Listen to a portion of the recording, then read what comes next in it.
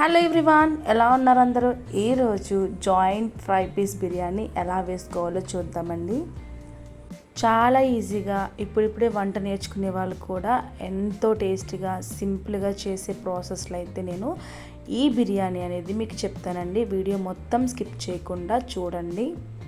So దీనికోసం ముందుగా నేను జాయింట్స్ని 6 తీసుకున్నానండి. ఇక్కడ దీంట్లోకి అల్లం వెల్లుల్లి పేస్టు, కారం, పసుపు, గరం మసాలా, కొద్దిగా సాల్ట్, కొంచెం పెరుగు, చికెన్ మసాలా అండ్ కొద్దిగా బిర్యానీ మసాలా కూడా వేసేసుకుని ఇవన్నిటిని మ్యాగ్నేట్ చేసుకుని గంట పాటు పక్కన పెట్టుకోవాలి.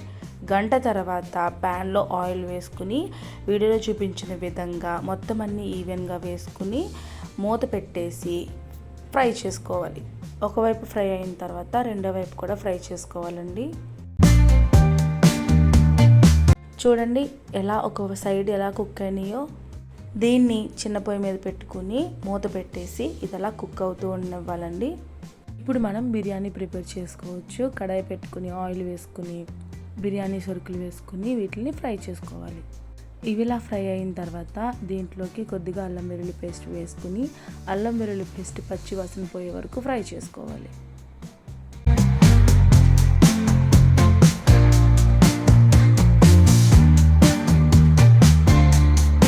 ఇదిలా ఫ్రై అయిన తర్వాత దీంట్లోకి బిర్యానీ మసాలా 1 స్పూన్ వేసుకుని కొద్దిగా పెరుగు వేసుకుని పచ్చి వాసన పోయే వరకు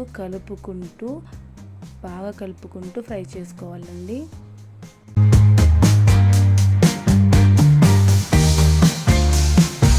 ఇదిలా బాగా ఫ్రై అయిన తర్వాత 1 గ్లాసు బాస్మతి రైస్కి 1.5 గ్లాస్ వాటర్ అయితే వేసుకుని ఒకసారి కలుపుకుంటూ దీంట్లో కొద్దిగా సాల్ట్ వేసుకుని మనం ఈ వాటర్ని బాయిల్ చేసుకోవాలి.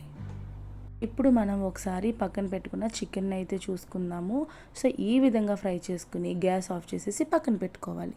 ఇప్పుడు ఈ బాయిల్ అవుతున్న వాటర్లోకి 1 అవర్ బిఫోర్ నానబెట్టుకున్న రైస్ని అయితే వేసుకోవాలండి. బాస్మతి రైస్ని వేసుకుని దీంట్లో కొత్తిమీర వేసుకుని మూత పెట్టేసి ఒక 5 to 7 మినిట్స్ కుక్ చేసుకోవాలి.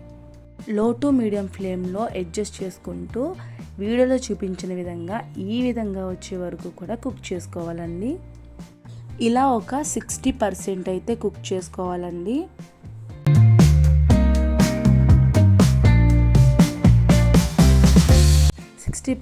అంటే కొత్తలాడుతుంది కదండి రైస్, కొద్దిగా వాటర్ ఉండి. సో ఆ విధంగా వచ్చిన తర్వాత మనం ముందుగా ఫ్రై చేసుకున్నటువంటి లెగ్ పీస్ని అయితే వేసేసుకోవాలి. ఇలా పైన వేసేసుకుని మూత పెట్టేసి ఒక 10 మినిట్స్ కుక్ చేసుకోవాలి. లో ఫ్లేమ్లోనే కుక్ చేసుకోవాలండి. లో ఫ్లేమ్లో ఒక 10 మినిట్స్ కుక్ చేసుకోవాలి.